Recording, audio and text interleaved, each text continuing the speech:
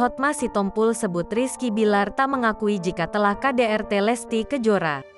Kondisi sang aktor terkuak. Kasus KDRT yang dialami Lesti Kejora kini menemui titik terang.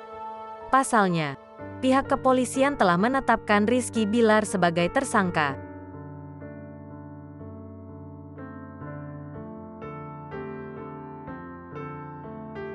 Nasib sang aktor pun kini mulai jadi perbincangan.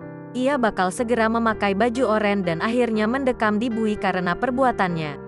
Namun sayang, masalah ini rupanya tak membuat Rizky Bilar menyesali perbuatannya. Sang kuasa hukum, Hotma Sitompul, menyebut Rizky Bilar tidak merasa bersalah telah melakukan KDRT pada Lesti. Nggak ada pengakuan-pengakuan, ucap Hotma Sitompul. Hotma Sitompul mengatakan Rizky Bilar akan mengajukan permohonan penangguhan penahanan.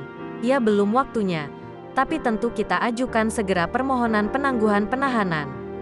Kita tunggu 1-2 hari, kata Hotma Sitompul. Dilansir Tribun Style dari YouTube Was-Was pada Rabu, tanggal 12 Oktober tahun 2022. Bukan tanpa alasan, langkah ini diambilnya sebagai upaya mendamaikan Rizky Bilar dan Lesti Kejora. Pertimbangannya apa? Saya balikkan kepada kalian. Apakah kita harus mendamaikan orang atau bikin orang menjadi ribut? Kan punya jawaban sendiri, tuturnya. Rizky Bilar diketahui menjalani pemeriksaan oleh penyidik sejak pukul 11 waktu Indonesia Barat. Hotma Sitompul menyebut kondisi kliennya saat ini tengah kelelahan.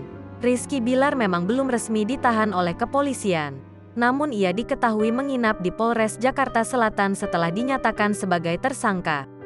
Kondisinya capek, lelah. Malam ini nginap, tukas Hotma Sitompul.